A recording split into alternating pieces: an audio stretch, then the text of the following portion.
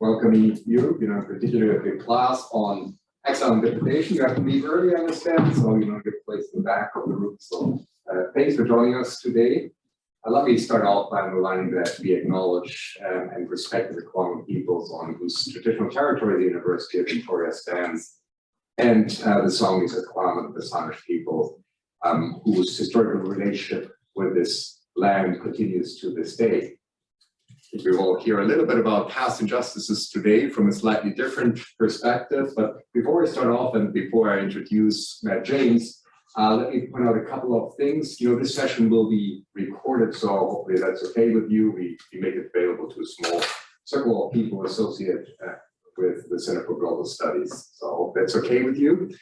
I think let me also welcome those who join us online. We all know by now the etiquette of using Zoom for these purposes, so we try to make it a kind of a hybrid format that works to a certain degree, and I think it's great to have people who could join us from outside. So with this, let me introduce Matt James, my colleague from the Department of Political Science here at the University of Victoria.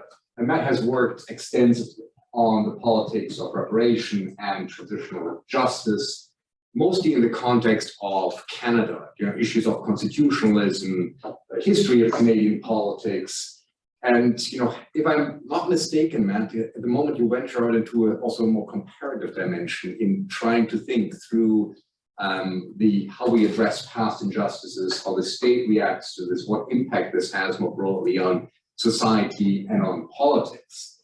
And Matt is, teaching in Canadian politics, but he's associated with Jordan Sanger-Ross's project on past wrongs, future choices. Yes, I'm getting this right. So moving on from landscapes and injustices. And in this context, Matt will present today on memories of injustice in the politics of rights, invoking Japanese-Ancestry Internments to defend. And I think you've just recently published also an article on exactly this, the politics of rights. And that, we are really curious to hear about your conceptual framework, but also the empirical research that takes you into the field of memory politics. So Matt, welcome, again, for being a fellow at the center, but also today, it's great. You competing with the first game of Canada playing in the World Football Championship. So, it's great to see so many of you here. Maybe, not soccer fans, but, maybe the second half of the So, the floor is all yours, Matt. I'm sharing the wrong screen here. There we go. Well, thanks for the introduction, Oliver, and thanks for hosting me at the center. And thanks to Amanda Merritt and Jody Walsh and all the fellows at the center, and to Jordan Sanger-Ross, the leader of the Past Wrongs, Future Choices project that's hosting me here, and that and leader with Audrey Kobayashi of that project. And it's also the project and Jordan's leadership on it that's kind of pushed me into thinking more comparatively and to some extent transnationally about these topics. And I'm just really grateful for all of that. And want to also acknowledge the Coast territories that we're on, the Lekwungen peoples, the Saanich, the Esquimalt, Songhees nations, whose struggles for memory and justice also continue to this day. So you can see the title up there. I can't promise you a terribly exciting, I actually can promise you a drearily boring PowerPoint. So if you're having trouble nodding off, just focus hard there.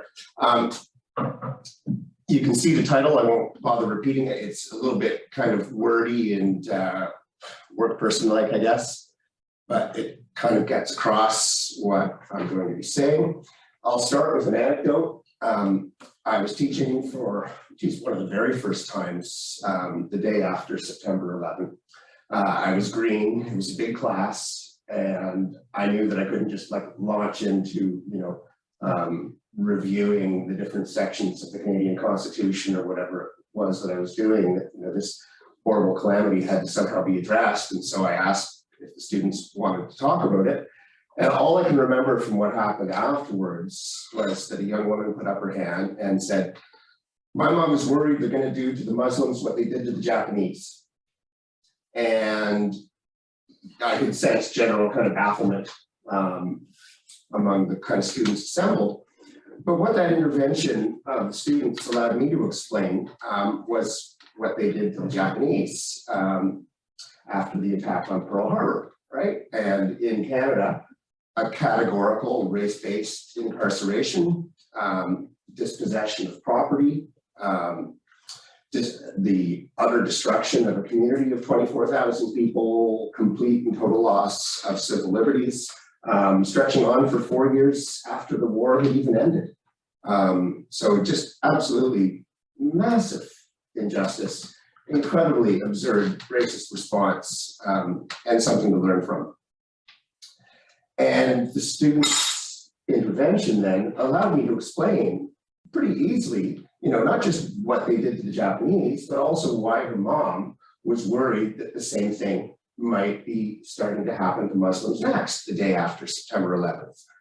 And so it helped me to kind of basically put the mom's larger point on the table, was that her mom's memory of internment had allowed her, at least, you know, in her family, to raise the alarm bells about the dangers of Islamophobic hate at this particular moment.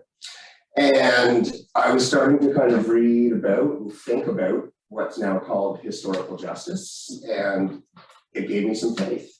And I still have faith, but there's a lot of complexities in this terrain. And I think a curiosity-driven research agenda is required for thinking about this particular topic. And broadly speaking, conceptually speaking, the topic that I'm talking about is what the comparative literature scholar Michael Rothberg calls multidirectional memory. And multidirectional memory is what happens when historical examples of oppression and suffering are invoked in relation to other cases of oppression and suffering, particularly historical ones, but maybe possibly present day ones as well. And when you think about it, in the kind of globalized, information saturated, bricolage, everybody reading everybody and trading and sharing all at once kind of world that we live in, the kind of technological and social opportunities for multi-directional memory are just proliferating. Memories are going to be banging up against each other and colliding. This is probably Rothberg's point. He also has kind of a normative message, which is that he's trying to kind of argue against what he thinks are two equally wrong-headed and very kind of opposite positions, specifically around Holocaust memory. And the one position Rothberg is trying to emphasize multi-directional memory against is this idea that the Holocaust and memories of the Holocaust somehow distract us from focusing on other wrongs. They crowd out attention to other injustices. The other wrong-headed position that Rothberg is trying to kind of engage is this idea that comparing other wrongs to the Holocaust is just somehow categorically to be rejected. It's indecent. And so against that, Rothberg is trying to say memories are going to collide. We're going to invoke them with each other. And what we want is a situation of genuine multidirectional memory where memories reciprocally illuminate each other and encourage better reflection about injustice, wrong, and prevention and non-repetition. So new slide, crying out loud. I'm so bad at PowerPoint. There's my first slide, which I've already talked all the way through. And I can just simply add a couple things. Nikkei is a term you might hear if you're unfamiliar with it. It just means diasporic Japanese communities. Internment is a term that has been used by the Japanese Canadian redress movement to describe the whole bundle of experiences of dispossession and loss of liberties, and also being concentrated in punitive camps. Internment's the word. There's some debate as to whether that's the right word to cover the experiences. I won't get into it. I'm hanging on to it for now because it's the one I'm familiar with. So yeah, multidirectional memory on the terrain of rights and constitutionalism. What I want to do is study actual instances of multidirectional memory, of memories colliding and hopefully reciprocally illuminating, so we can think about the kind of perils and promises of different approaches and what happens in particular cases. So the multidirectional memory I'm interested in is memories of the oppression of Nikkei communities, focusing primarily on Canada, United States, to a lesser extent on Australia. And also note that these injustices were visited upon Japanese ancestry communities in Japan, Peru, Mexico, Brazil. And I'm interested in the multidirectionality of these memories vis-a-vis the injustices of the war on terror in the United States, Canada, and Australia. And this puts us, this particular empirical focus puts us also on the terrain of rights and constitutionalism. Small c constitutionalism, big C would have to do with the world of jurisprudence and judges interpreting cases and precedents.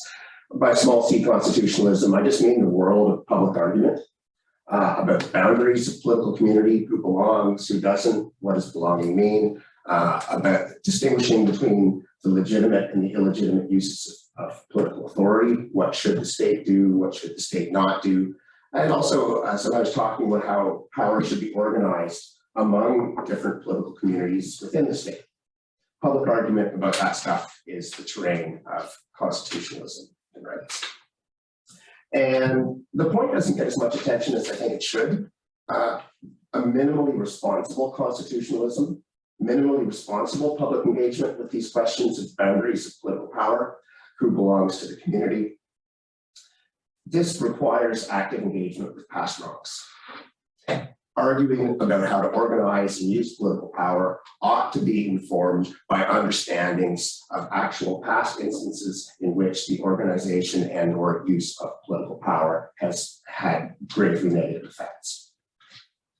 And there are certainly, some obvious examples of constitutionalism, even big C constitutionalism, resting on multi-directional memories, or at least resting on historical examples of past wrongs and oppression, the role of the Truth and Reconciliation Commission in South Africa in using understandings of past wrongs to usher in a democratic transition, the role of Germany's basic law, who's, in the wake of the Nazi genocide, the first article commits the state to human rights and dignity.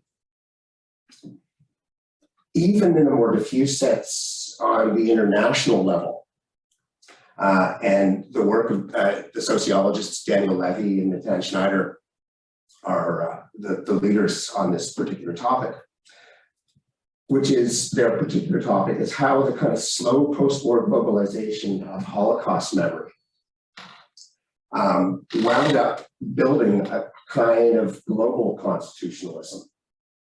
Honor is often in the breach in practice, but something there nevertheless, a kind of global set of understandings around the proper and improper uses of political authority, resting on the slow post-war globalization of the basic post-war, basic post-Holocaust message of never again.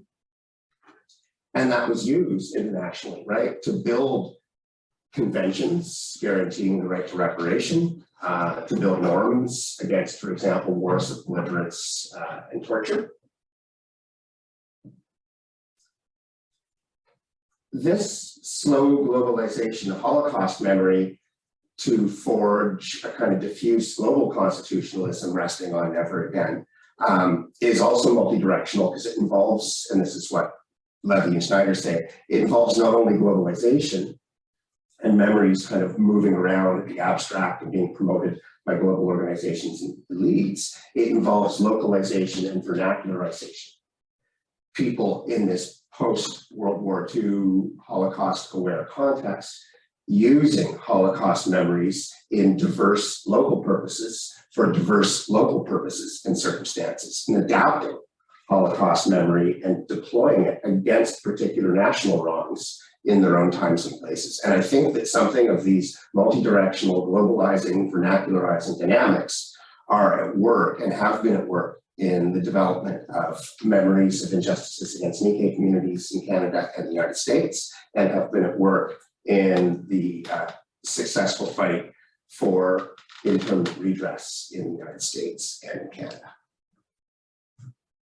So this is a busy slide, I'm sorry for that. I'll make these points that I've just made in the abstract concrete for you, focusing on the Canadian case for a little bit. And this is a way of kind of developing some key empirics for the talk, but also to introduce a particular concept that I want to put to work for thinking about multidirectional memory in small c constitutionalism. And that concept is the mnemonics of rights, and I'll introduce it properly in a bit.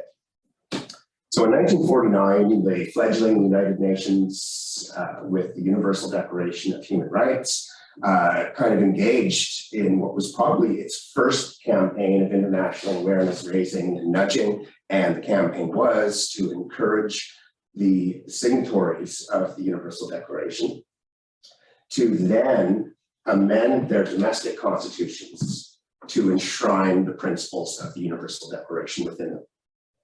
So Canada responded by holding parliamentary hearings in 1949 and 1950 on the feasibility of basically entrenching a domestic Bill of Rights in the Canadian Constitution and reflecting United Nations principles.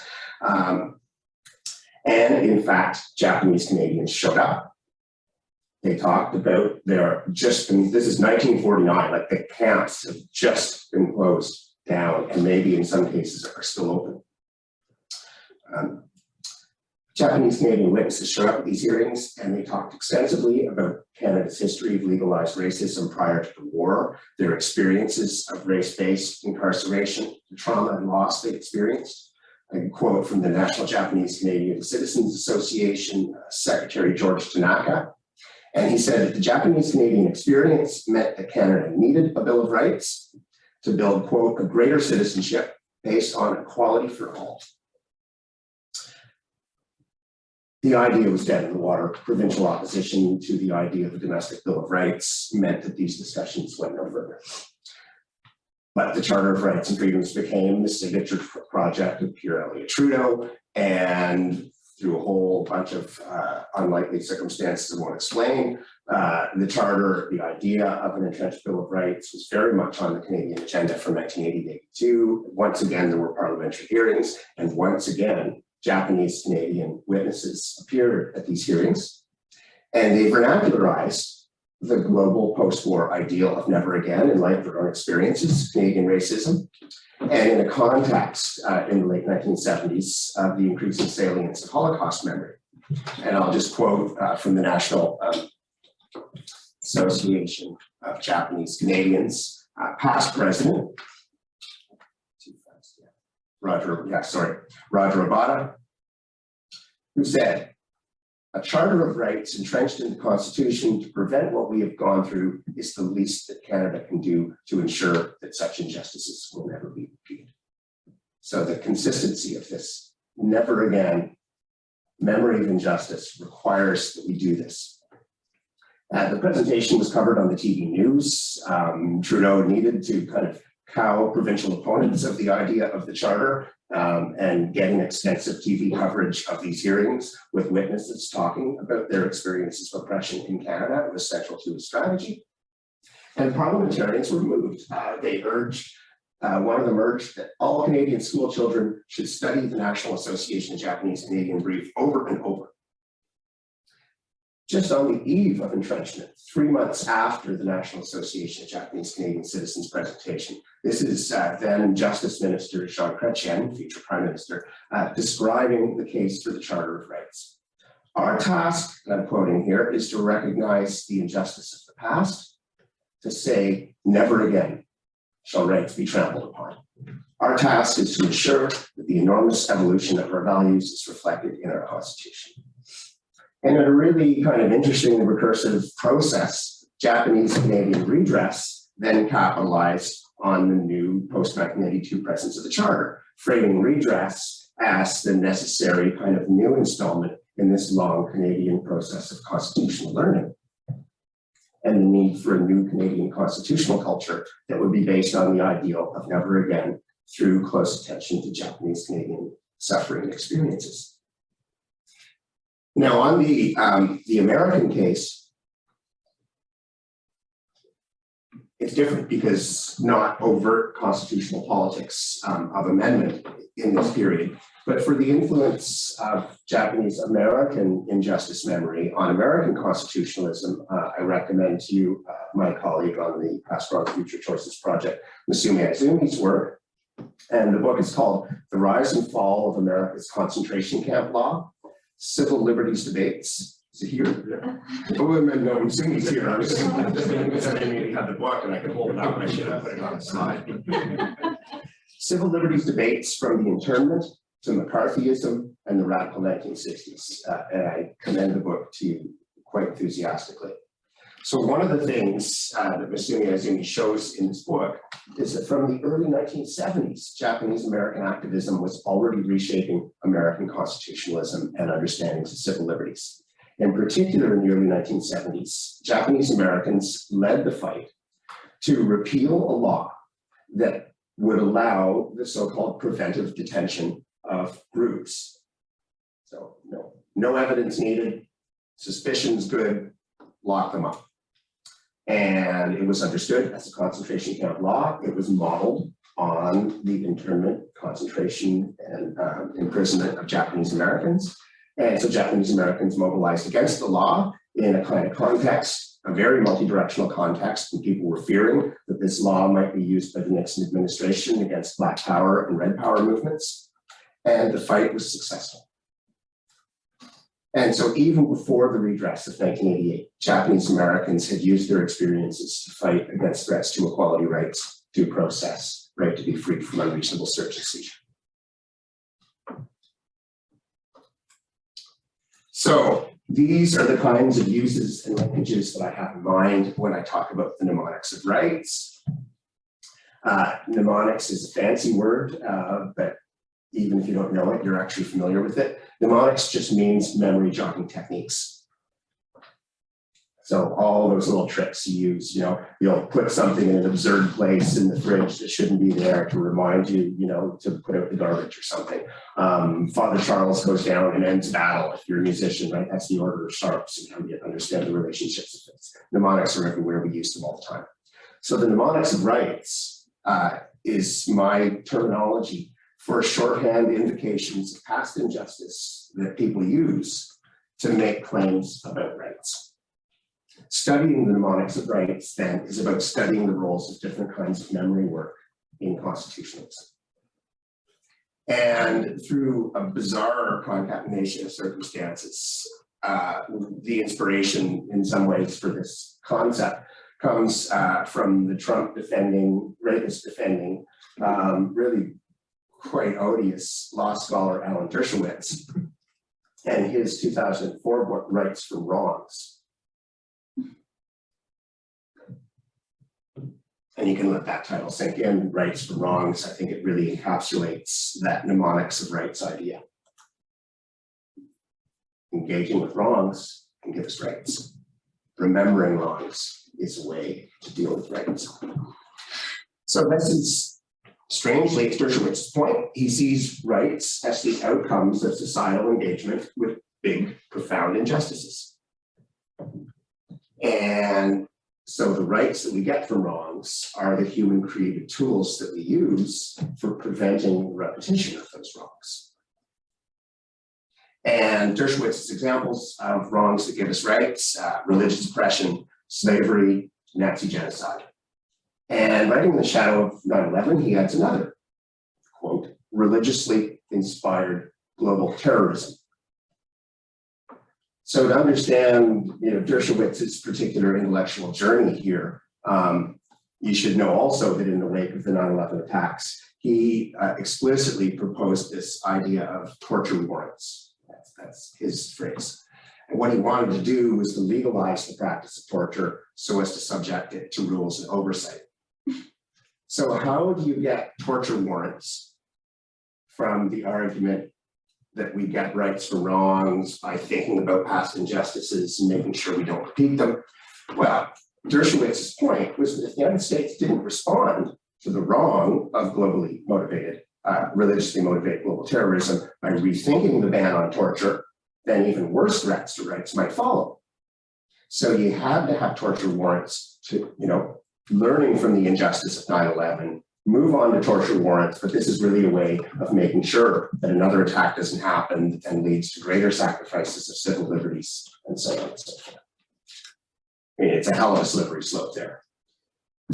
So this allows me to foreshadow a point, which is that the September 11 attacks have been used by many actors to usher in some pretty disturbing uses of memory, some particularly regressive takes on what we ought to do with memories of injustice. And we're going to see this in how the World War II oppression of Nikkei has been invoked in relation to the war on terror.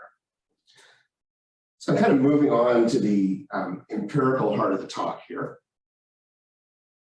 So could you turn down the heat a bit? We're fully baked up there. Yes. Yeah, right. Yeah. There's also a reading open the window. Thank you. Sorry about Well, that's great. Thanks, Jordan.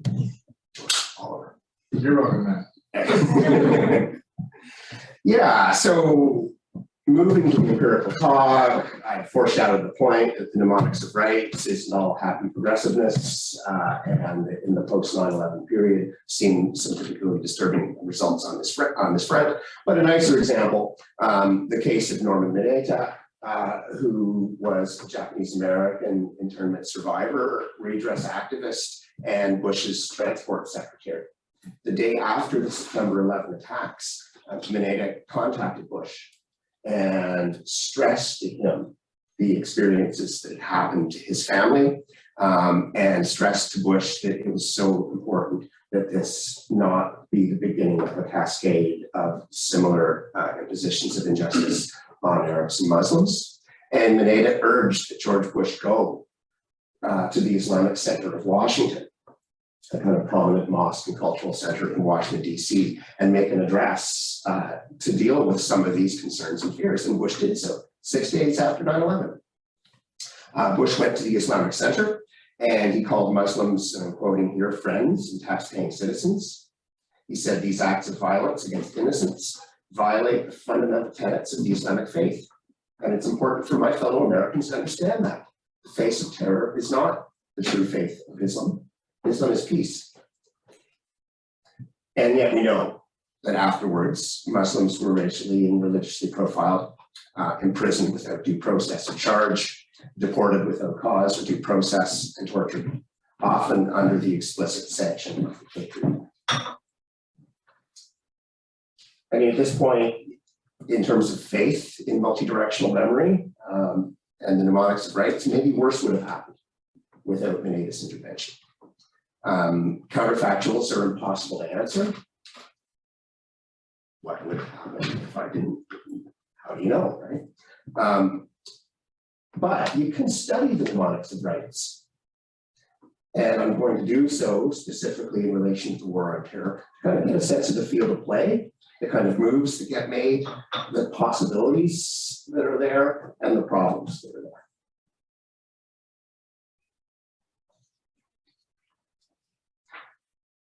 So the empirical heart of this talk is a news analysis, and I'm looking at the New York Times, I'm looking at the Globe and Mail based out of Toronto, and Australia's kind of version of those two papers, the Sydney Morning Herald. And the search went from September 11, 2001 to the 8th of November, 2022, just a couple weeks ago. And I'm going to be going on in this research, which really in many ways I'm just getting started with here, looking into things like the activism of the Japanese American Citizens League, the Densho Project in the United States. Masumi Azumi has also studied and written about those. But for now, what I'm presenting to you here are just the results of the news analysis, covering those papers these particular times. The search was for, in quotation marks, Japanese, and again, in quotation marks, terror. So the idea, and just anywhere in the text of the article. So my thinking was that basically if anybody was going to invoke internment or dispossession or incarceration of Nikkei communities in relation to the war on terror, the word Japanese would somehow appear in the story, and that using terror would catch war on terror, terrorism, terrorists, all that kind of stuff.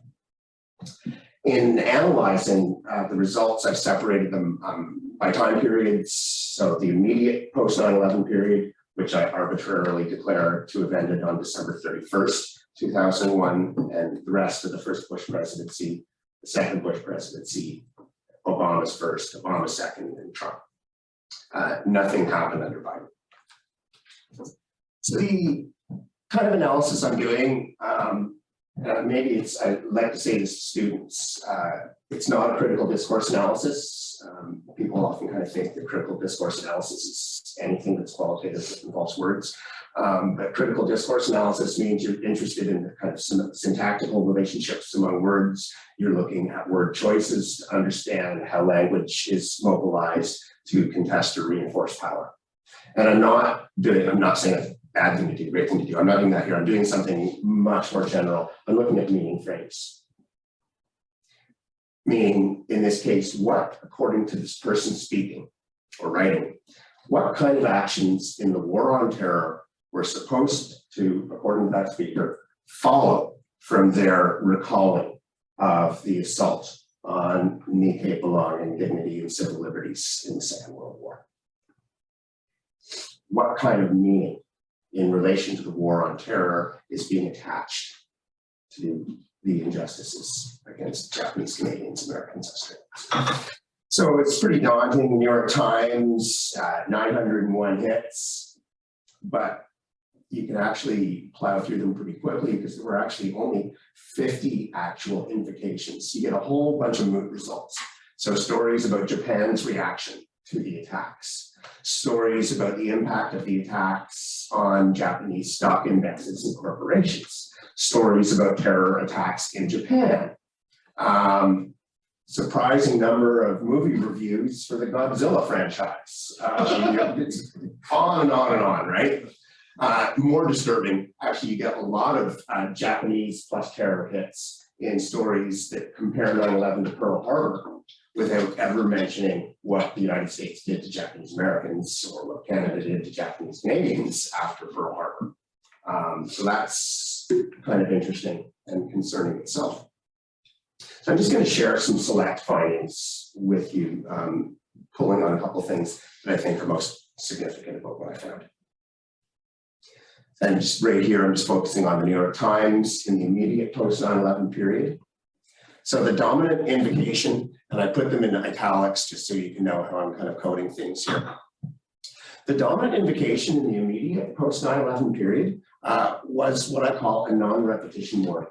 There's people, and they're actually usually people in the street who are being interviewed by reporters, and they're just issuing generalized reminders saying we can't be doing here to Arabs and Muslims after 9/11 what was done to people of Japanese ancestry after Pearl Harbor.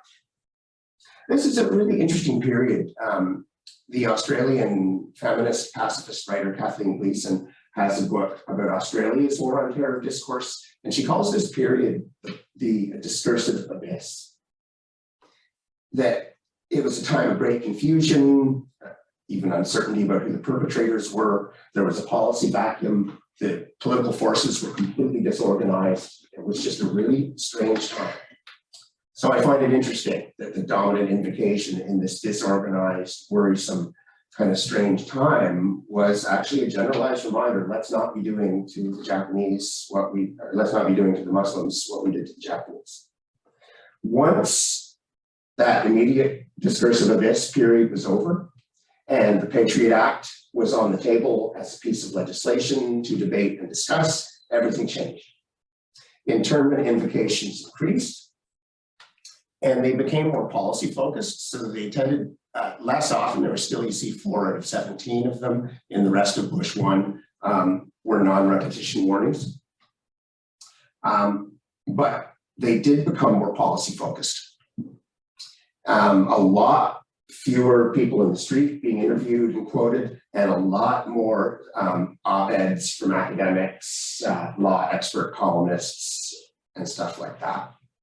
And yeah, there were still some non-repetition warnings out there, but a new category emerged, which I'm calling maxing, and I'll talk a little bit about what that concept maxing means in a minute. But for now, just suffice to say, the new, most frequently encountered category of invocations of internment in relation to the war on terror in Bush's first presidency were instances of maxing, 6 out of 17. So I'll just step aside and explain the term. The term comes out of Masumi Azumi's discussion in her book, America's Concentration Camp Law. specifically in concluding their second last chapter on the Supreme Court of the United States, their 2018 decision in the case known as Trump versus Hawaii. And this is the case about Trump's so-called Muslim ban. He campaigned in the 2015 primaries on what he called a total shutdown of Muslims entering the United States. He eventually settled as president on a racist ban, less sweeping, but still remarkably racist, ban on foreign nationals from certain Muslim majority countries that he claimed were linked to terror. So Japanese American individuals and organizations engaged in multi-directional mnemonics of rights memory by intervening in the Trump versus Hawaii case. And they said that what Trump was doing was very similar to what had been done to them. And they urged the Supreme Court of the United States to that approving Trump's Muslim ban would mean that the court was also re-invoking, following the precedent of the 1944 Supreme Court decision in the Korematsu case, and that was the decision in which the Supreme Court of the United States in 1944 upheld the legality of internment. The court sided with Trump, and this is before several of the people he got on the bench. And they actually took pains to rebut the Japanese American interveners. They said that Trump was not repeating internment. They said that they were not following the Korematsu precedent. They observed that Trump's measures targeted foreign nationals, not citizens. It didn't discriminate on race or religion, but it was simply targeting people from countries that were linked causally to terrorism. So Masumi Izumi's analysis here, and I'll quote, says that the Supreme Court ruling reflected a pattern, quote, with the historical memory of Japanese Americans playing the ironic role of justifying later civil liberties restrictions, even while what happened to Japanese Americans was perceived as unjust. So yes, we abhor the Korematsu case, it's a terrible decision. Yes, internment was wrong, but that's not what's happening here. Doing something different, something better, something justifiable in light of Japanese American internment. So this is the move that I found in this news analysis 20 years earlier in the first Bush presidency. Once the Patriot Act debate began in earnest, pundits began differentiating the war on terror policies of indefinite detention and denying people access to counsel and all sorts of racial and religious profiling and whatnot. Pundits differentiated the war on terror from internment by stressing its targeted surgical nature. We know how to do this now. Sure, what was done to Nikkei was wrong, but we've learned from it. And you can see our learning in our new moderate approach. So in conversation with Masumi about this, because it's her insight that I'm following here that's allowed me to see what I'm seeing, I suggested that we needed a term for this specific rhetorical move. We need a term for this specific kind of mnemonics of rights that we're seeing here. And Masumi suggested maxing, and I am running with it, giving her credit by using it. So maxing, in this case here, means framing the internment as a kind of maximum injustice, an absolute limit, something that just can't be gone beyond or breached, almost like a right in a court case, right? Something you just absolutely can't go there. But what it does, and rights do this in court as well, when you find the right's not been violated, it then kind of licenses everything that falls short of the violation.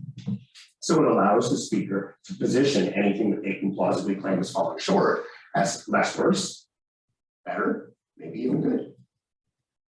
And I'll also observe here that none of the people in the New York Times who were engaging in maxing appeared to be of Japanese ancestry, or of Arab ancestry, or of the Muslim religion. Maybe somebody was, but they sure as hell didn't self-declare. And it's pretty bad to just go by last names, but like these people sounded and seemed white.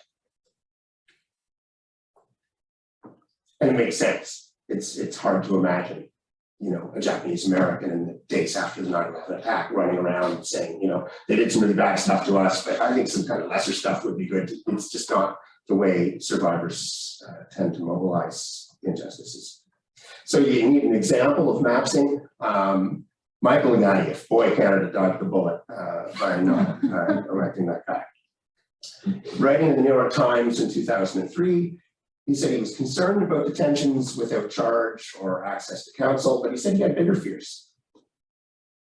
He said that detaining people without charge, denying them access to counsel, that was a long way short, I'm quoting, a long way short of Roosevelt's internment of the Japanese. Furthermore, he said worse might happen if another large attack on United States citizens produced mass casualties. By 2004, even though there had been no such attack, Ignatieff had decided to go even further.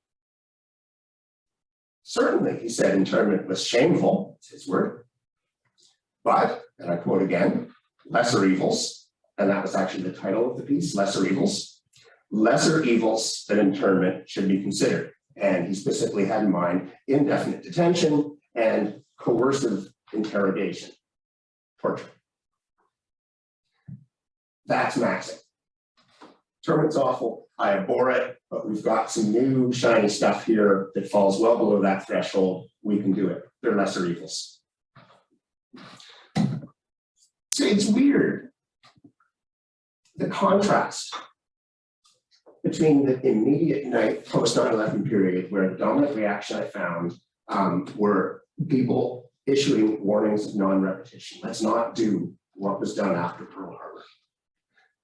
And then maxing, these kind of crafty intellectual invocations of Japanese American internment for the cynical purpose of justifying civil liberties deprivations. It's weird, the contrast, because you tend to think that the bloodlust comes first, that the real dodgy period is going to be in the immediate aftermath of the attacks. And then when cooler heads prevail, people come to their senses, yada, yada, yada. But that's not what happened, right? In the immediate aftermath of the attack, people made warnings about non-repetition. Bush went to the Islamic Center. It was when emotions cooled. There was policy debate, and the speakers became policy specialists and academics and intellectuals, that we got into something more dangerous and more cynical, maxing, with the historical memory of Japanese Americans playing the ironic role of justifying later civil liberties restrictions, even while what happened to Japanese Americans was perceived as unjust.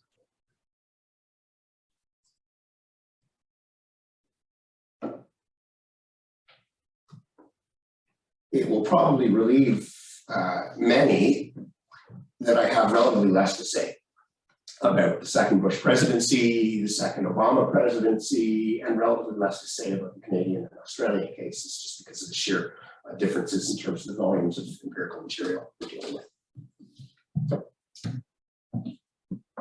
So just move quickly through the New York Times, second Bush presidency, first Obama presidency. There are relatively few indications specifically of Japanese American internment in relation to the war on terror, 4 in the second Bush presidency, 5 in the first Obama presidency. And there's not many patterns or much in the way of patterning to be discerned. I could say that in the second Bush presidency, and kind of carrying through to Obama's rights, a more kind of critical rights mnemonics did emerge. That instead of the kind of generalized non-repetition warnings that were the kind of dominant example of progressive rights mnemonics in Bush's first presidency, by the second, there were mnemonics of rights that were focused on policy critique, digging into specific details of the internment and specific details of the Patriot Act to show the similarities, the untrammeled reach of the executive in times of emergency, denial of due process rights, and things like that. The big change comes in the very last year of Obama's second presidency, when Trump initiates his 2015 primary run to be the Republican or GOP nominee in the next year's presidential race. And in December of 2015,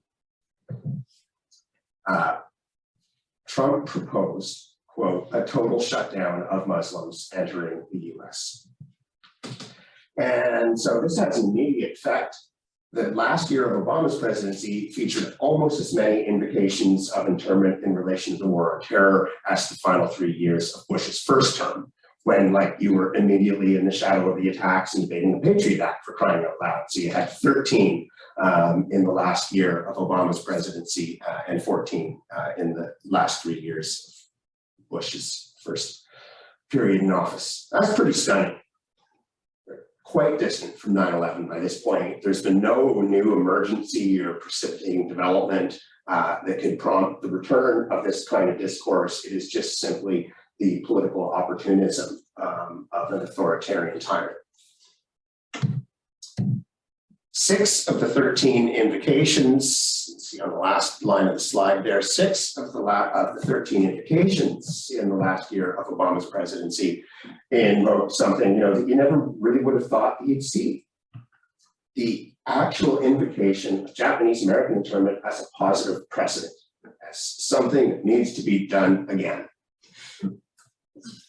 6 of the 13 references. And they all come either from Trump or Trump campaign circuits.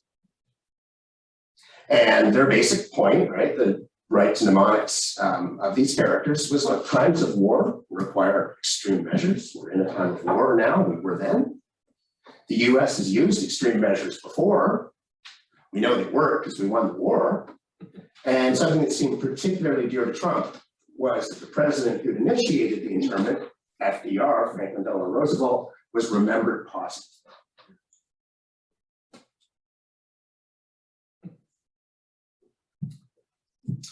So we can move on to the Globe and Mail and the Sydney Morning Herald, and unfortunately, the discussion of the Globe and Mail is not going to take long.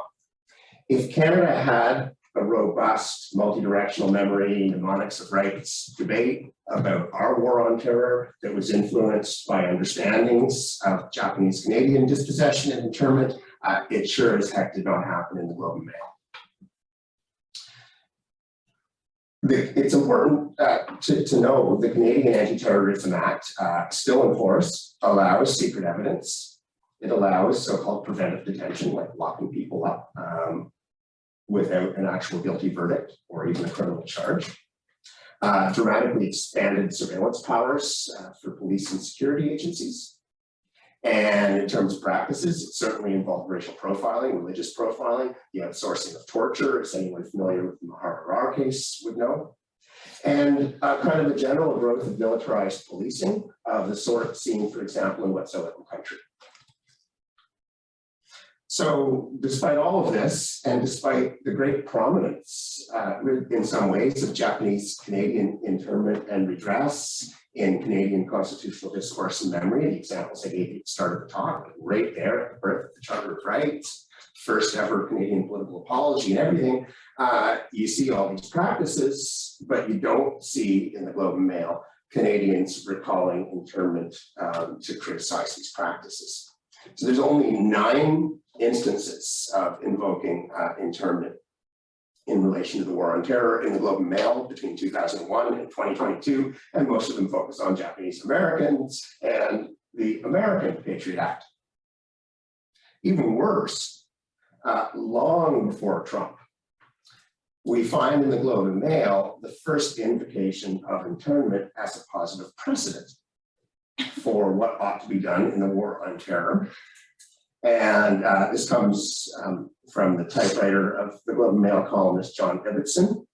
And I encourage anybody who feels like it to post this little column to his Twitter feed. Writing in June 2002, an article titled "Why Racial Profiling is a Good Idea,"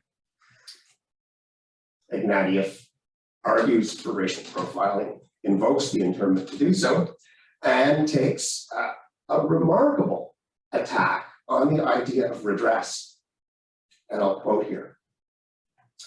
European North Americans, and actually before I go on, let that phrase sink in, European North Americans. It doesn't mean folks who've moved here from Germany recently, like our colleague Oliver. It means like us white people. European North Americans have excoriated themselves word years.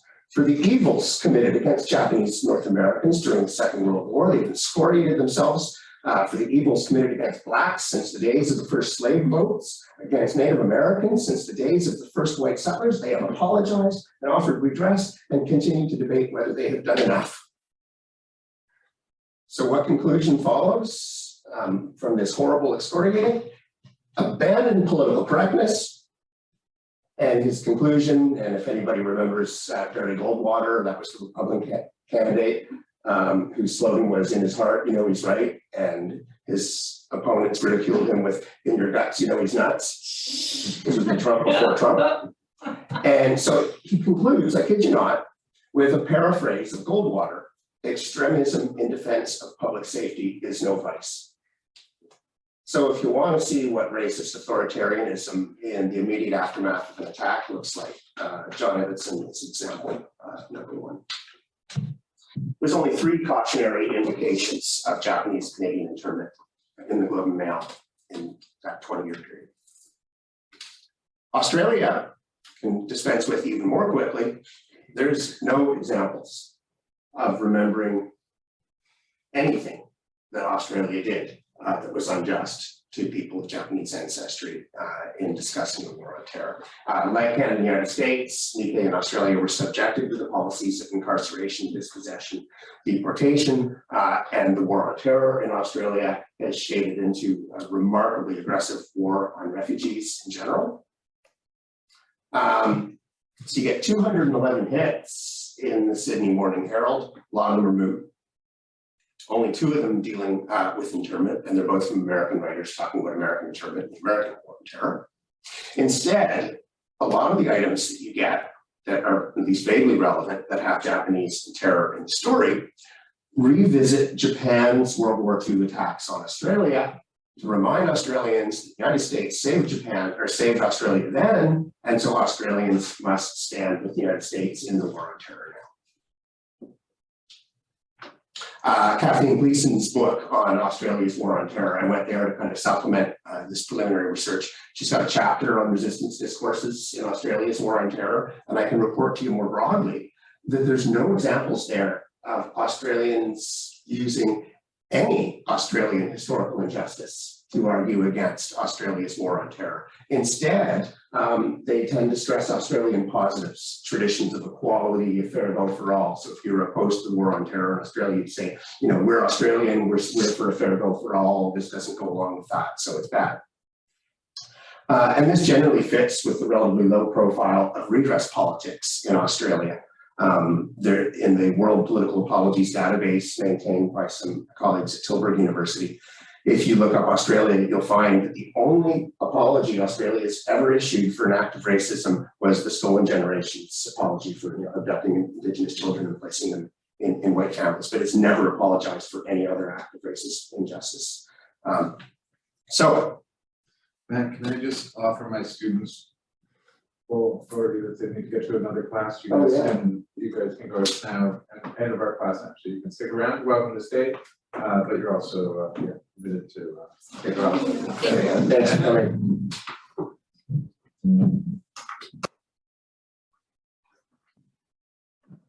Great time for that little pause. So I'm just now going to give you some quick conclusions of the talk and kind of move on to see what you have to say.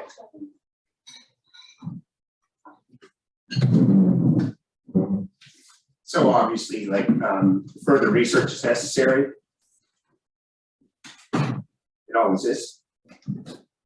But Australia, you know, it kind of stands out as maybe a possible case of constitutionalism that has no significant attention to relevant past racist injustices, which would be a constitutionalism much closer to the goals of contemporary authoritarian right.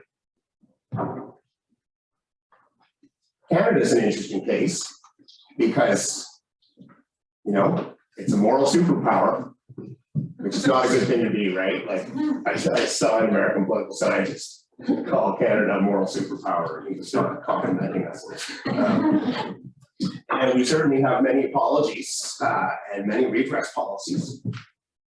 as I showed you earlier at the start of the talk, they played a constitutional role. They sure as heck didn't do much in respect to the war on terror. And that's an interesting silence to puzzle over. And the United States is actually a really interesting contrast. Its war on terror precipitated many progressive and engaged multi-directional invocations of internment.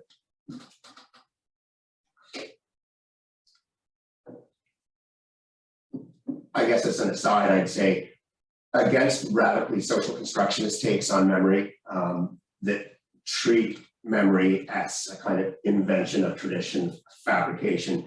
You know, there's certainly empirics matter. The fact that 9/11 was the first time since Pearl Harbor that mainland United States had been attacked in such a dramatic way, I think is going to naturally encourage a kind of, well, what did we do after Pearl Harbor kind of, and go to the war on terror that way. So there's probably something going on there. The patterning around race that I find in these stories is really interesting. That when minoritized or racialized speakers I found, or at least I could kind of judge that they were, sometimes it was through self-identification. Sometimes it was because I knew who was speaking. In all those cases, when internment was invoked in Canada and the United States, it was always to make either a warning about not repeating the injustices, or it was to make a policy critique of the war on terror. Never to engage in maxing, you know, hey, it's not as bad as internment, so it's okay, and certainly never to cite internment as a positive precedent.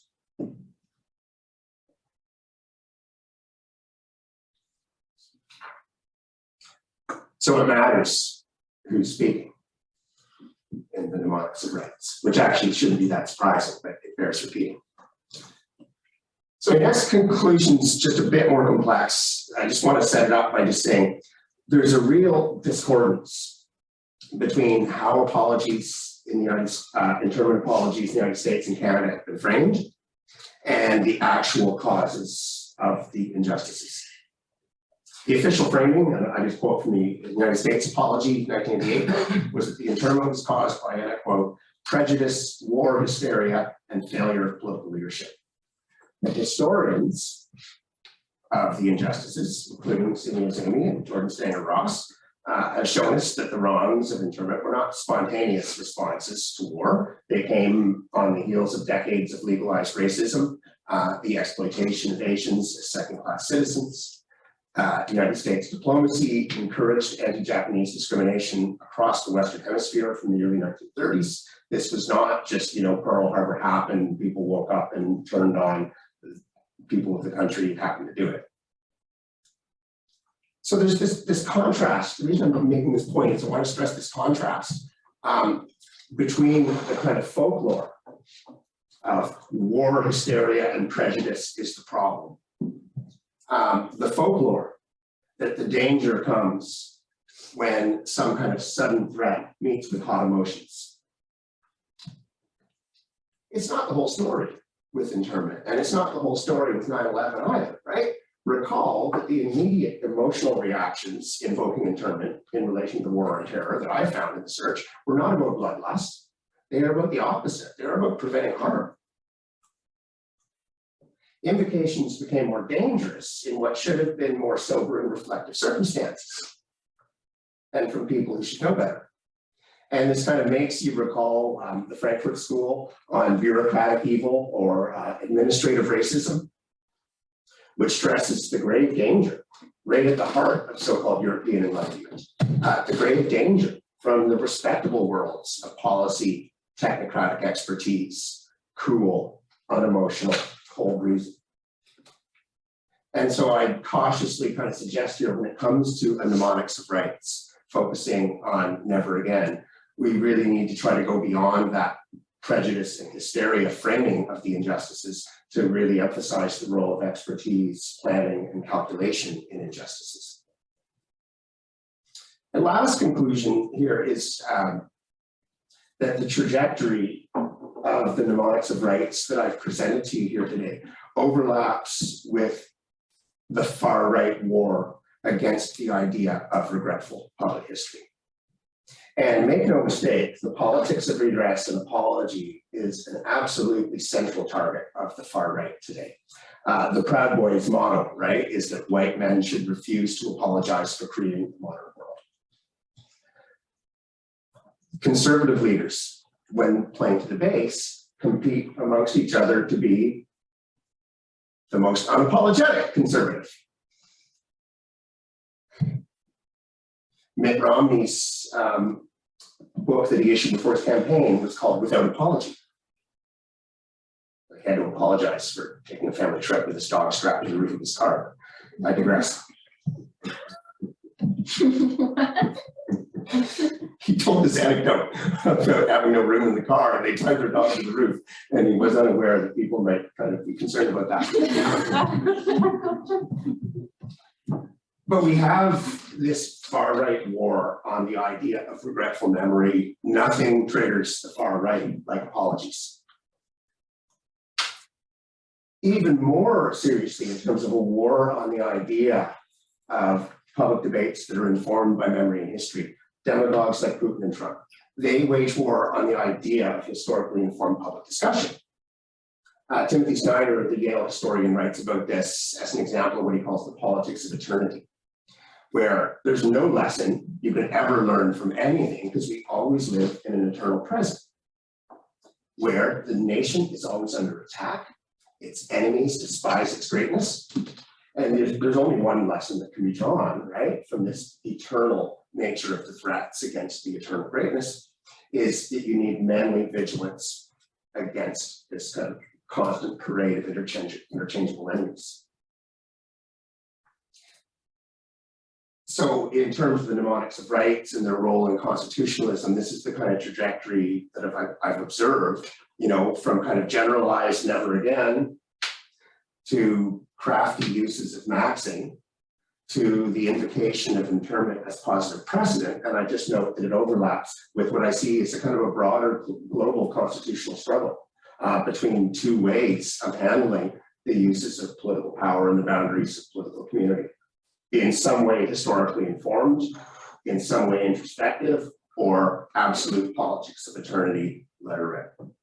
And I guess just the last kind of point is I don't mean to position the kind of cosmopolitan, never again mnemonics that came to us from post-war Holocaust memory that were instantiated in the Canadian Charter. I don't mean to present them as the be-all and end-all, something that can never be improved upon. They're highly variable and sometimes problematic themselves. We've learned like how the injustices are remembered and how they're framed matters. And it appears to matter who's doing the remembering and who's doing the speaking. So I'll just leave it there and thank you for your indulgence.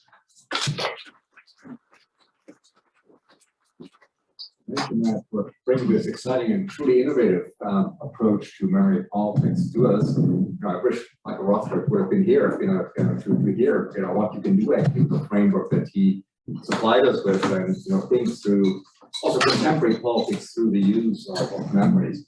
So I opened up, right, you know, I'm going to monitor and I'll let you know if there's anything coming up. But there we go. You know, please go ahead. Great, thank you, Matt. That was really interesting in so many respects, and I'm sure I have a million questions. But actually, the one that sticks in my mind is it's not really a challenger. It's just an observation about the mnemonics of rights.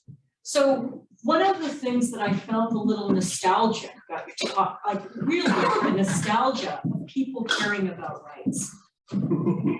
And your talk made me reflect on the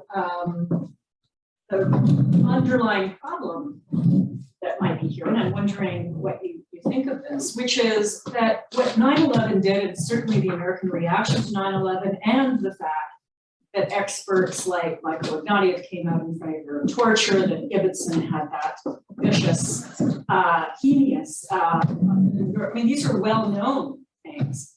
And that, punctuated by Trump's presidency, has led people to think that rights are not what we thought they were. And so what I'm wondering is the extent to which the research framework you've designed is dependent on us believing something that we no longer believe, which is that there are capital R rights, just like there is capital T truth.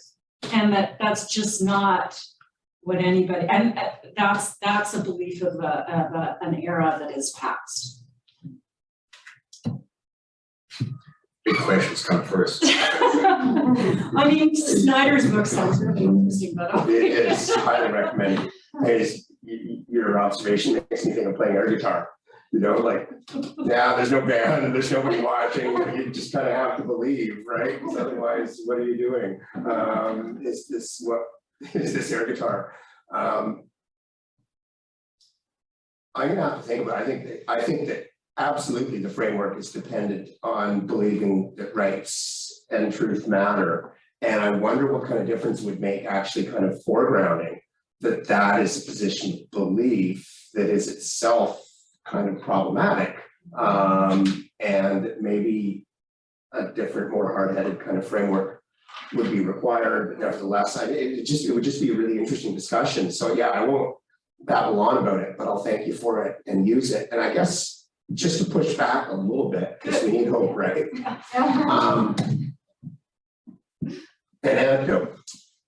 Former student of ours, whose politics are considerably to the left of mine, texted me about Doug Ford's imposition of the notwithstanding clause against the QBs in Ontario.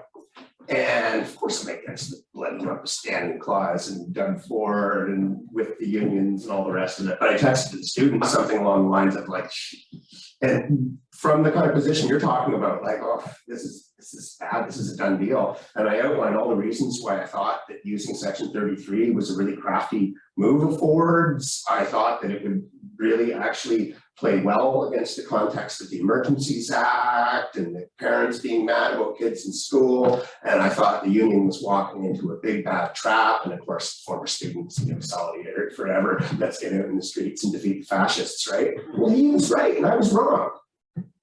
They went out into the streets, they were mobilized, energized particularly by the idea of the notwithstanding clause, and they relied on those ideals about collective bargaining and not suspending the charter for their own solidarity and momentum in the streets and for the public approval they got that made Doug Ford back down. Yeah. So there's still some life in it yet, right? Well, that's actually, yeah. Thank God for radical students. Thank you, Matt, for such a thought-provoking presentation. I certainly look forward to seeing it, whether it's an article or a book, whatever you have in mind. I was just curious a bit about your methodology, because you mentioned that this is not critical discourse analysis, and you sound a little defensive about that. And in fact, I think there is a lot of context and meaning, and you mentioned discourse a few times. So can you just say a little bit more about how you see that distinction between framing and discourse analysis? And then if framing is part of your methodology, are there certain thinkers who kind of inspire your craft as a sort of now emerging framing scholar? Wow. Well, I don't think that anybody has ever applied the word craft to my orientation towards methodologies.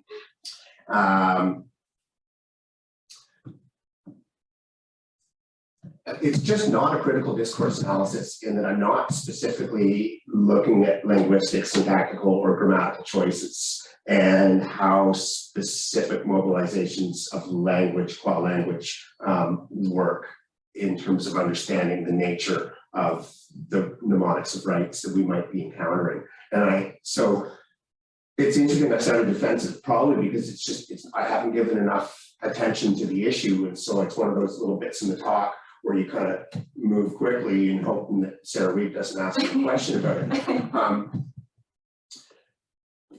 But I guess I actually wanted to signal that you could do a critical discourse analysis that started looking at word choice and syntactical and grammatical relations. And I think that you would probably find some really interesting stuff, and especially it would be a really good way to start doing more with the politics of emotion in the immediate aftermath versus the kind of cool rhetoric of policy expertise and stuff. So I just think there's tons to be done there. In terms of framing, I mean, Irving Goffman, frame analysis, and just the idea that there is a micro level to social interaction, and every aspect of those interactions is framed by a bunch of presuppositions about belonging and right and wrong that people bring to the interactions. And you too, and then I put myself on. Yeah, doesn't agree with this. Just because it's a good segue. Hot pursuit. I'm going to offer an alternative interpretation of what you've said it a couple times now, that there was this cooling down of emotions. I don't know, like, perhaps I wonder if it is less a cooling down of emotions than a reorganization of an affective hierarchy. In that there's these appeals to affect, we can't let this happen again, it was outrageous. And as the dust settles, power emerges, and the smart white liberal policy men are coming up with ways of justifying the politics of revenge. Yes. So it's not a cooling down emotion. Perhaps it's the re-articulation of what's happening in the moment. That's not a question. I'm just thinking. Anyway, I've got other things, but we'll talk about it later. No, that's it. I really like the reorganization of the affective hierarchy. Is that your spontaneous phrase right here, right now? I mean, I don't want to put myself on the spot. I probably read it somewhere. But yeah. I came up with it right now. Okay. It's just like it's like we prioritize. Yeah. Who's affect and which affects matter. Yes. But in order to make that point, you have to go beyond the 3 papers, right? Yeah. Because that's crucial, because those 3 papers are the papers of the cool. Yeah. Yeah. Yeah. Actually, that was No. I want, yeah, No, definitely want to this is going differentiate. exactly to actually leading to my question was. Although, yeah, I thank you for a fantastic paper. I thought it was so interesting. I'm very convinced by maxing. But I also couldn't help but wonder, if you looked at Nikkei vernacular papers in Australia, Canada, and the US, if you wouldn't get a different kind of rhetorical move, a different kind of discourse emerging. I imagine you actually probably would be. And especially in the case of Australia, perhaps you would see, again, this is just me theorizing, could be wrong, but you might imagine there being more mentions of it, or for example, just at kind of an invocation level. So yeah, I'm just wondering if kind of would that give you kind of a bigger picture about the dynamics at stake? Yeah, I think it absolutely would, and I think it's completely necessary. And it will be really interesting, the kind of analytic leverage that one is able to get by then getting a story about what is in Nikkei papers, what do organizations and states like the Densho Project and Japanese American Citizens League, what are they doing, what are they saying, and then being able to compare it to what makes it in to the so-called mainstream media is going to be incredibly revealing about not just rights mnemonics at the level of framing, but rights mnemonics at the level of influence, take up, and what sticks and goes and moves and what doesn't. And thinking about different kind of arenas, different deliberating publics. And yeah, no, absolutely. That's for sure. Thank you. And just, this might be Andrea Grant's introduction to people here, but yeah, a fellow scholar on the Past Wrongs Future Choices project. In the spirit of generating new ideas, and I'm wondering, if you would write an additional paper for this matter, in which you would look at the small c and big C constitutionalism, and basically have them in parallel. Look at, the court decisions and, the defense of rights in the legal system on the one hand, and then you would probably see an expansion of civil rights in certain times, and then clawing them back.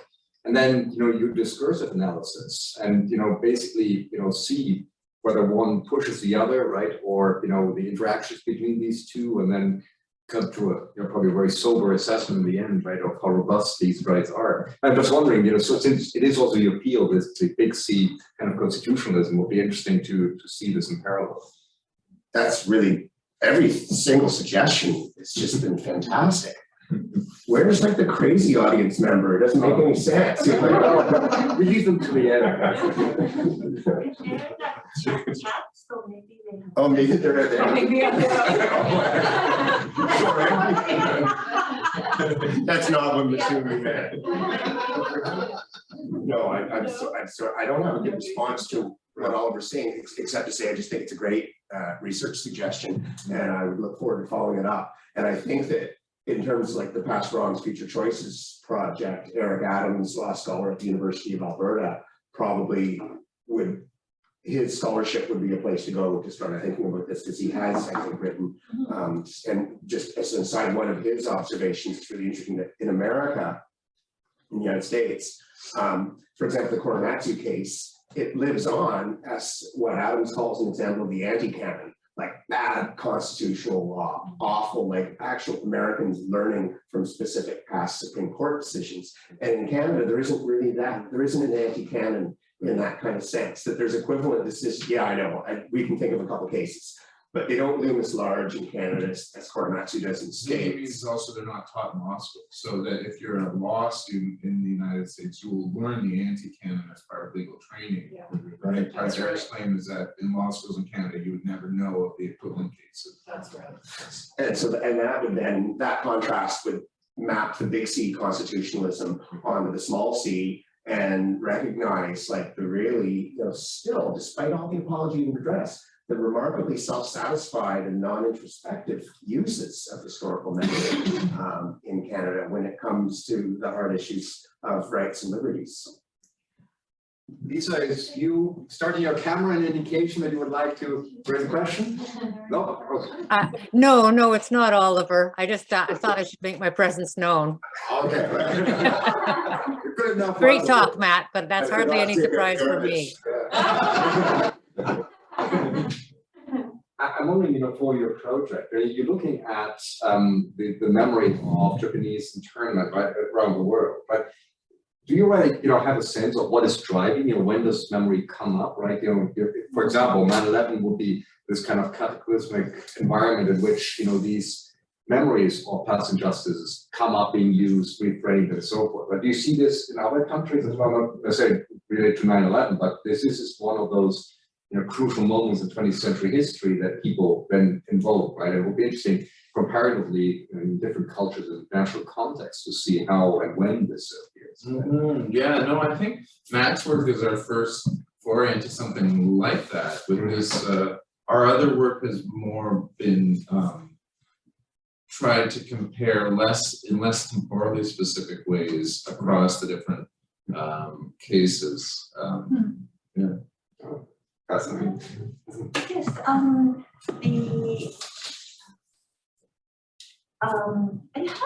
thought it was interesting that in newspaper and also Australian newspapers, they don't talk about their own government's past injustice, but they invoke Japanese-American internment, which means that the Japanese-American internment has some kind of universality in this memory making. So it's not just, I thought, in my book, I talked specifically about the US in the post-war period trying to create their own kind of emergency measures, how they invoke. But then it seems like after redress, it seems to be getting more kind of universality in the way that perhaps Holocaust has also. Could you talk about that? Well, I'm really grateful for the observation that part of what's going on here, at least you're speculating, I think it's really sounds right to me. Part of what's going on here is the largest, I think the largest overseas Nikkei community in the world, the largest incarceration, concentration, or internment of Nikkei in the world's biggest, most powerful country, somehow does achieve this kind of paradigmatic gold standard status, and that might be driving the Canadian and Australian commentary to talk about the United States rather than their own cases. And I think the observation is really important, because my instinct as a Canadian is to instead immediately adduce the failure to talk about Japanese Canadian internment as an example of Canada's kind of narcissistic moral superpower kind of thing, right? It's just, we're not very good at thinking of ourselves as wrongdoers, and we're really good at wagging our fingers at those awful Americans and the horrible things that they do. And I think that it shaded into like the Canadian War on Terror. It was like presented to us by its sponsors as what we needed to do to keep the border open. So we were already like kind of passive innocence being dragged along without any agency. And I think it's easy for me to get overwhelmed, like not overwhelmed, like, oh my God, but just impressed by that kind of evidence, to neglect what's going on specifically with Japanese American internment and it achieving a certain kind of iconic status and a certain kind of globalization, which then leads to the transnational question of, could Japanese American internment be vernacularized in different local circumstances to kind of activate other internment memories, or is something else going to happen? Coming to an end, but there you go. No, please. I think this is so interesting, just in a broader theoretical vein and just abstracted from the case that you're looking at. I know you've worked on the creation of the charter and the constitutional politics in the 70s and looking at historical debates. And I'm thinking actually of also the debates around in Britain about social rights and T.H. Marshall and his justification of social rights. And I'm just wondering whether you have any thoughts about whether rights in general rely on the need to apologize or regret past behavior. That is, when you think back to your earlier research, is it all about invoking? Does the charter end up being like, is that a big part of it, that there is a kind of a Canadian regret of past behavior? And here I'm thinking also about the arguments of people like John Rawls, who revolutionized liberalism, all based on regretful behavior around the Vietnam War and about the way in which student protesters had been dealt with, that there was a kind of a regret that ended up driving this. And I'm wondering if that's something that you think, nah, not really, or yeah, maybe in Canada's case, that's what it is. No, I definitely wholeheartedly agree. And just quick correction, when Abigail mentioned working on the charter in the 70s, she meant like working on what people were talking about with the charter in the 1970s, that I wasn't working on the charter at all. Listening to Black Sabbath. Anyway, I think the social rights example is a perfect example. Like, why in Canada in 1992 did the idea of a social charter surface? Because people have been living through 5-6 years already of a vicious assault on the welfare state. And there was anger, but I think that anger was able to capitalize on a kind of a mainstream kind of sense of like, holy smokes, this is kind of weird what's going on here. This is a little sad. Like, I'm starting to notice homeless folks, that kind of feeling of, ooh, I'm uneasy about that. And I think that, yeah, I think that especially when we think about new rights, that there is always that element of regret. And that's why I find it odd that nobody, as far as I'm aware, has really thematized the kind of relationship between regrets and rights. That's why memory politics is so interesting to study, because it's so incredibly interesting. So let me thank you for joining us this morning. It's great that you come to the center. I would like to thank the Past Wrongs, Future Choices project for bringing such fabulous fellows to the center. You know, that's wonderful. But first of all, you know, thank you so much, Matt, for sharing your exciting new research with us. That's long way to go, and you know, you can tell from the questions, you know, lots of enthusiasm in the room, you know, to see, you know, what you're gonna do with this and what else, you know, you're gonna produce. So thank you very much. Thanks everyone for coming.